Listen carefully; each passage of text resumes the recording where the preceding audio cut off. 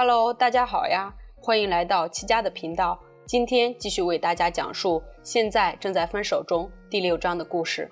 上一章我们说到，英恩负责的 Sono 品牌迎来了新一季的设计，但是却在布料上出了大问题。他原本预定的布料被智叔给了新成立的 Mary 品牌。为了寻找新的布料商，英恩跑遍了当地的工厂，最后决定选择贤侄所在的工厂。不过组里新来的素英却受到了 Lemon 组长任雅的诱惑，选择偷偷拿走了设计图。不过这也可能是场误会。回到本章，智叔找来了英恩和任雅，两人的设计图不能说很像，只能说一模一样。Sono 设计组的组员们也都很气愤。智贤看不下去了，他找来素英单独谈话，直言他看到素英偷拿设计图。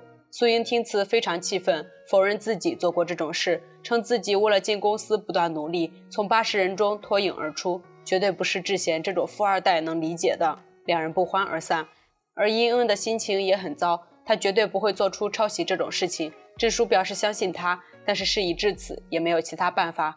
任雅先提交的设计图，那么按照先来后到的规矩，只能让英恩重新设计。英恩气愤地大骂智叔是个坏女人。等英恩走后，任雅得了便宜还卖乖，智叔也在气头上。他其实知道任雅耍了手段，警告他没有下一次了。之后他收到黄代表的召见，来到办公室。原来父亲是为了他和在国的事情。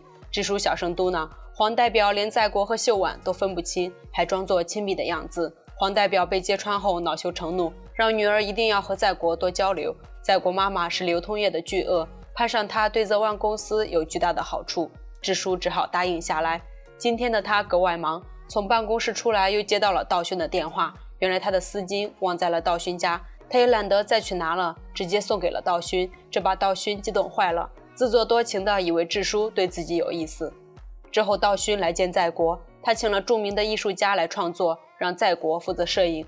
他有意无意地向在国炫耀智叔送给他的丝巾。在国为了避免麻烦，附和道勋说的那个女孩肯定对他有意思。道勋听此更加得意。之后他提到了任雅品牌将布料换成亚麻的事情，这让在国愣住了。他想起之前他偶然听到英恩也要用这种布料，意识到英恩又出事了。之前还在怀疑素英，因为抄袭的事情，设计组的气氛变得很差。他给素英发去短信让她自首，没想到素英索性不看手机。英恩也注意到设计组气氛不好，主动来安慰大家。事已至此，他们一定要做出更好的设计来证明自己。散会后，智贤再次找来素英劝她坦白，昨晚到底在英恩办公桌下拿走了什么。素英没有回答这个问题，仍旧是一副理直气壮的样子。就连智贤提出要公开监控也毫不畏惧，而英恩则去尝试新的布料。这时他听到了奇怪的声音，原来是在国在这里吃东西。英恩也一同坐下，在国给英恩分享早上拍的图片。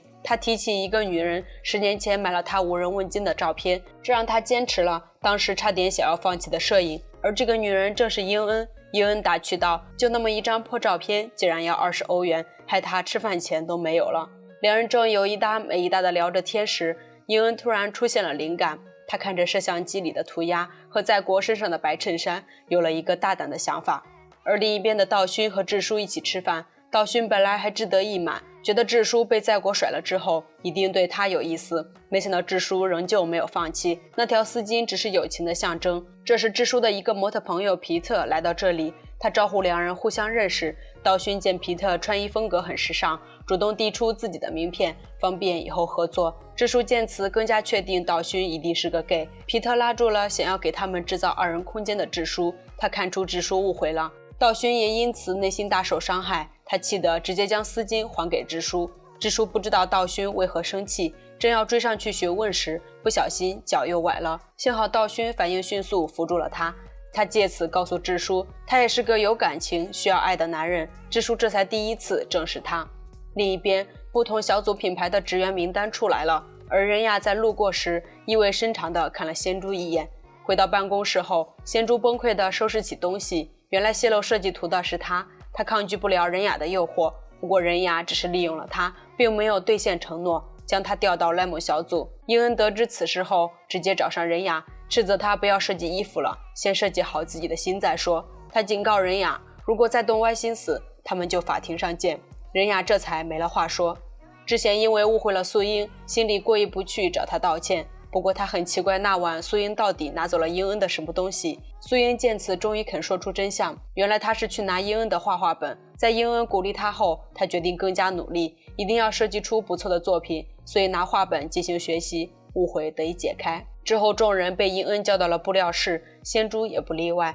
英恩告诉他们，他有个绝妙的主意，苏英的那份设计因为当时没交，所以没被蓝蒙抄去，可以用来做主打。苏英有点不敢相信，但组员们纷纷投了赞成票。见仙珠还有些自责，英恩适当指出他的错误。等这一集结束后，由组员们决定仙珠能否留下。见苏英没有异议，英恩吩咐众人开始推进工作，也就是找网红。美术因为心存侥幸，觉得可能是医生误诊，又去了一趟医院。但让他难过的是，医生确定他确实得了胰腺癌。在开车回家的路上，他肚子突然不舒服，将车撞到了墙上。所幸人没有大碍。看着眼前的一幕，美叔想找个人倾诉，拿起手机却不知道打给谁。丧偶式婚姻大抵如此吧。心碎的他找来了智叔，喝了个酩酊大醉，最后和智叔一同来到英恩家。英恩感到奇怪，平常美叔从来不会这么狼狈，觉得可能是小郭做了什么坏事。小郭却矢口否认了英恩的指控。智叔对此很不屑，能让美叔家都不想回，小郭肯定在外面有女人了。英恩爸因为上次被骗的事情，再次找来在国，如果要起诉骗子的话，需要把交易记录交给检方。但是英恩爸不会操作，本来想找英恩帮忙，但是又怕英恩知道他被骗了很多钱不开心。在国听此手把手教起英恩爸。英恩爸为了报答他，提出学校有个特别的活动，他作为教导主任，可以推荐在国作为摄影师前去工作。在国自然是同意了下来。回到姐妹组这边，本来应该是安慰梅叔的，结果又扯到了英恩身上。原来智叔之所以将英恩的工厂布料都抢过来，是因为在国。英恩只好将在国是秀完弟弟的事情说了出来。虽然美叔也很惊讶，但是好歹英恩和智叔还有着大好时光可以浪费，而他的人生已经接近结尾了。深夜时，英恩睡不着，正准备听在国的话换掉手机壁纸时，在国给他打来了电话。他表示只是想听英恩的声音了。英恩心动不已，他其实也想在国。他约在国出来见面，在国开心的一路小跑，最后嫌跑得慢，还换成了出租车。英恩看着傻笑的在国，欲擒故纵提出分手。在国的笑瞬间凝固，他知道英恩担心他们的爱情最后还是会走向各个的老路。他抱住英恩，无论如何他都想试试。英恩终于同意下来这段以分手为前提的恋爱。第二天，老高得知英恩和贤侄合作的事，他斥责英恩为何找抄袭他们的工厂合作，这无疑会影响他们的名誉。作为生产部部长的他，直接一票否决了英恩的决定。这时智贤提出异议，老高瞬间变脸陪笑，表示英恩的决定没有任何问题，趋炎附势的嘴脸暴露无遗。很快，这一季的活动如期召开，慧琳作为网红再次来到了 SONO。道勋很奇怪，慧琳怎么愿意放下身段与他们合作？原来慧琳其实是智贤的前女友，但是一直对智贤贼心不死。智贤为了让他和 SONO 合作，用了一招美人计，答应了慧琳100天约会的条件。不久后 ，SONO 品牌的网络直播开始。英恩的绝妙主意就是和之前的涂鸦艺术家合作，创造出不一样的风格。舞台背景还是在国亲自设计的。友情看着直播，认出这是在国的作品，于是给在国打去电话，质问他是怎么回事。在国却并不在意，是他主动提出要帮英恩的。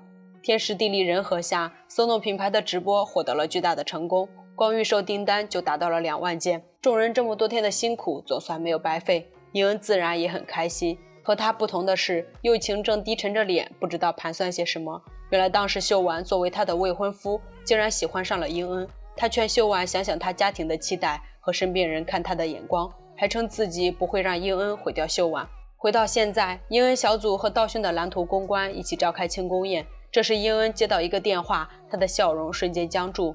手机上面赫然显示着秀婉的来电，他犹豫了很久，还是没有接。秀婉又给他发来短信，问他最近过得怎么样。在国一脸兴奋地赶过来庆祝，却只看到了呆若木鸡的英恩。本章完。在下一章中，友情果然对英恩出手，英恩将秀婉来电的事告诉给了在国，而另一边的智叔似乎也明白了道勋喜欢自己，他们之间的感情在家族的逼迫下，究竟能否有个好的结局呢？我们下章再见。如果喜欢七家，那就请多多点赞和留言，并关注七家的频道，你的支持是我最大的动力哦。我们下期见，拜拜。